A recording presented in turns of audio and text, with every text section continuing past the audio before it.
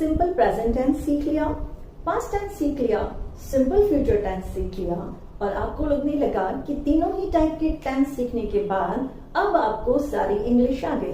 तो चलिए इसको ट्रांसलेट करिए कि मेरी सहेलियां मेरे बारे में क्या बात कर रही होंगी। क्या मेरा दोस्त कल एग्जाम देने जा रहा होगा? क्या मेरी माँ मेरी पसंद का पकवान बना रही होगी? मेरे बर्थडे पर मेरी माँ इस साल मेरे लिए क्या बना रही होंगी? तो इस तरह के सेंटेंसेस ट्रांसलेट करके देखिए। थोड़ी सी मुश्किल आ सकती है, ये सब आप बहुत आराम से बना लेंगे अगर आप आज के टेंस को सीख लेते हैं। तो चलिए, मैं लुतिका, आज हम साथ में बात करते हैं फ्यूचर कॉन्टिन्यूअस टेंस के इंटरोगेटिव फॉर्म की, जिसमें हम फ्यूचर में जो काम हो रहा होगा उसके बारे में सवाल करेंगे। यानी फ्यूचर में जो प्रोसेस कंटिन्यू रहेगी लेकिन पूरी नहीं होगी, प्रोग्रेस में रहेगी लेकिन वो क्या हो भी रही होगी, इस बारे में सवाल करने हैं। तो इंटरोगेटिव फॉर्म का स्ट्रक्चर आपको देखना ही पड़ेगा। तो आज का फॉर्मेट देखने के बाद कुछ एग्जाम्पल्स देखिएगा, क्योंकि मैं हर वो एग्जाम्पल आपके लिए सेलेक्ट करके लाई हूँ जिसमें एक एक टिपिकल टाइप के सेंटेंसेस कैसे बनते हैं उनके एग्जाम्पल्स आपको मिलेंगे। तो आज का वीडियो बहुत खास होने वाला है, बहुत टिपिकल से सेंटेंसेस बनाने के लिए। तो वीडियो के एंड तक बने रहिए और शुरुआत करते हैं फटाफट आज के टेंस यानी कि फ्यूचर कॉन्टिन्यूअस टेंस के इंटरोगेटिव फॉर्म का फॉर्मेट देखने के लिए। लेकिन दोस्तों, इस इंटरोगेटिव फॉर्म को सीखने के साथ साथ अगर आपने इसी फ्यूचर कॉन्टिन्यूअस टेंस के अफर्मेटिव और नेगेटिव सेंटेंसेस बनाने नहीं सीखे हैं तो उन दोनों वीडियोस की लिंक आपको इसी वीडियो के डिस्क्रिप्शन बॉक्स में मैं दे रही हूँ, तो आप उनको क्लिक करके भी देख सकते हैं। तो चलिए फटाफट आज इंटरोगेटिव फॉर्म देख लेते हैं। फॉर्मेट जो स्क्रीन पर आपके सामने है उसमें देखिए, सबसे पहले सेंटेंस की शुरुआत करनी है आपको विल या शैल लगाकर। उसके बाद सब्जेक्ट आएगा, उसके बाद बी और उसके बाद वर्ब के बेस फॉर्म जिसे रूट फॉर्म भी कहते हैं, V1 फॉर्म, उसके साथ ing लगाकर हमेशा यूज़ करना है इकट्ठा। अब वर्ब के इस फर्स्ट फॉर्म के साथ लगे हुए ing को ही हम प्रेजेंट पार्टिसिपल के नाम से भी जानते हैं। इतना फॉर्मेट स्केलेटन बनाएगा सेंटेंस का। मेन जो ढांचा है वाक्य का वो इतना होगा। उसके बाद आपकी बातचीत के अकॉर्डिंग जितना भी सेंटेंस और लंबा होगा वो इसके आगे जुड़ेगा और उसे ही हम ऑब्जेक्ट कहते हैं। पूरा सेंटेंस कंप्लीट हो जाने के बाद हमेशा क्वेश्चन मार्क लगाइए, क्योंकि हम इंटरोगेटिव सेंटेंसेस बना रहे हैं। अब सवाल उठता है कि विल और शैल में से आपको क्या यूज़ करना है। तो जब सब्जेक्ट आई और वी हो सिर्फ तभी आप शैल यूज़ करें, उसके अलावा सभी तरह के सब्जेक्ट्स के साथ विल यूज़ होगा। ये फॉर्मेट क्या कहता है? सबसे पहले आप विल या शैल को स्टार्टिंग में ले आइए, उसके बाद सब्जेक्ट आएगा, उसके बाद आपको विल बी लगाना है और वर्ब का फर्स्ट फॉर्म ing के साथ, जिसे हम प्रेजेंट पार्टिसिपल फॉर्म कहते हैं, वो लगा देना है। फिर क्वेश्चन मार्क आएगा, क्योंकि हम आज इंटरोगेटिव सेंटेंसेस की बात कर रहे हैं। सवाल हो और सवालिया निशान न हो, अंत में क्वेश्चन मार्क नहीं हो, तो सेंटेंसेस का फॉर्मेशन तो आप गलत करेंगे ना। इसलिए आप ध्यान रखिए कि क्वेश्चन मार्क एंड में लगाना है। अब ये सेंटेंसेस इस फॉर्मेट के साथ बनेंगे, लेकिन ये कुछ एग्जांपल्स हम पहले देखेंगे इस फॉर्मेट में एग्जैक्टली वर्ड्स को फिट करके। लेकिन इसके अलावा भी जब क्या, कहाँ, क्यों, ये सब भी जोड़ना हो, यानी कि मैं बात कर रही हूँ कुछ एडवांस टाइप के क्वेश्चंस पूछने हो इसी टेंस पर बेस्ड, तो हम कैसे क्वेश्चंस बनाएंगे वो भी आपको आज इसी वीडियो के एंड में मिलने वाला है। तो चलिए एग्जांपल्स देखते हैं, लेकिन एंड तक बने रहेंगे तो आपको आज बहुत कॉम्प्लिकेटेड से सेंटेंसेस भी इजी वे में आ जाएंगे कि कैसे बनानी चाहिए। तो आइए देखते हैं एग्जांपल्स। क्या वहाँ बारिश हो रही होगी?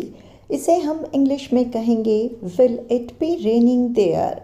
यहाँ विल स्टार्टिंग में आ जाने से ये अपने आप क्वेश्चन बन गया और सब्जेक्ट कोई व्यक्ति करने वाला नहीं है, इसलिए इट लेना होगा। तो will it be raining there? क्या वो दोनों भाई झगड़ा कर रहे होंगे? Will those two brothers be quarrelling? Will यहाँ स्टार्टिंग में आने के बाद दोज टू ब्रदर्स पूरा एक सब्जेक्ट हुआ, उसके बाद बी क्वारलिंग, तो क्या वो दोनों भाई झगड़ा कर रहे होंगे? Will those two brothers be quarrelling? क्या मेरी दोस्त परीक्षा देने जा रही होगी? Will my friend be going to appear in exam?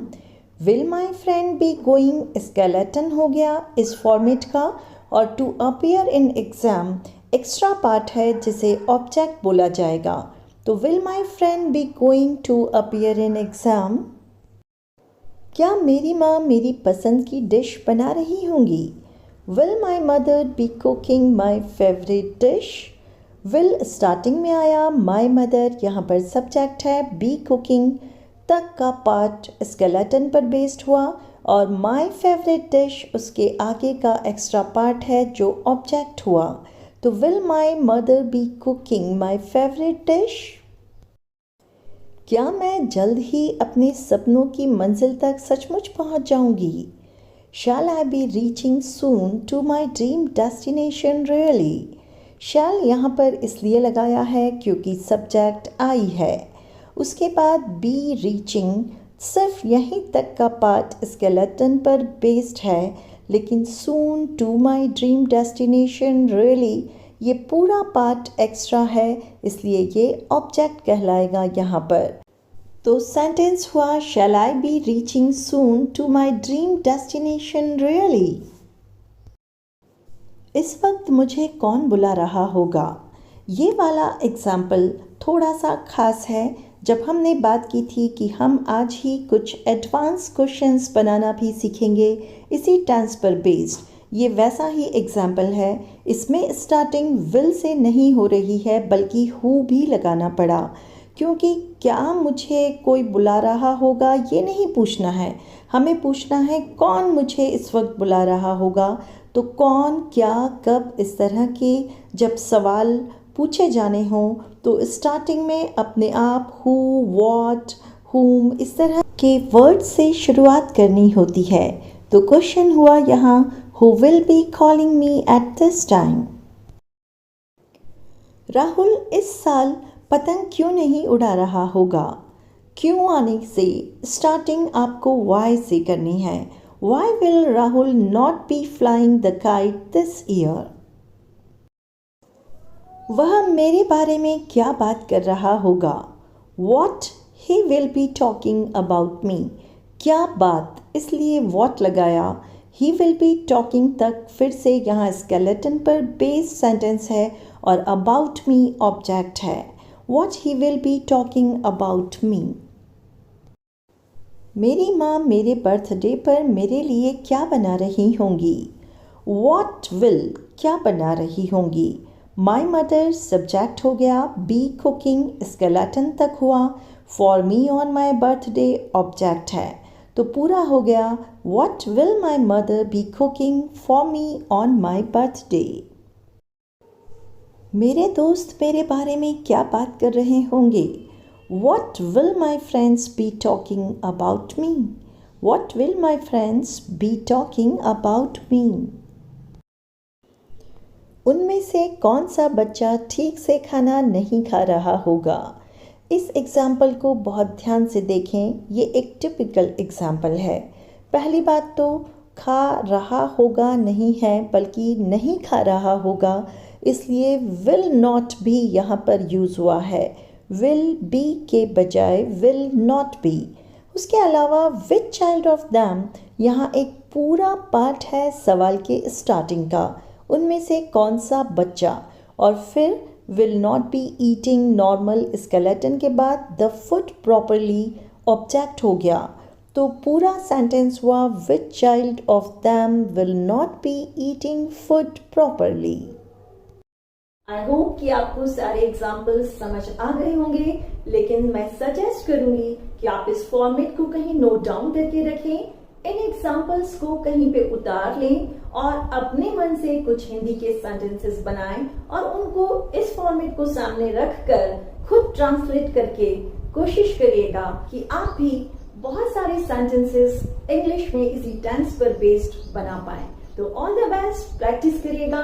मिलते हैं जल्द ही अगले वीडियो में, तब तक के लिए take care, bye, thanks for watching.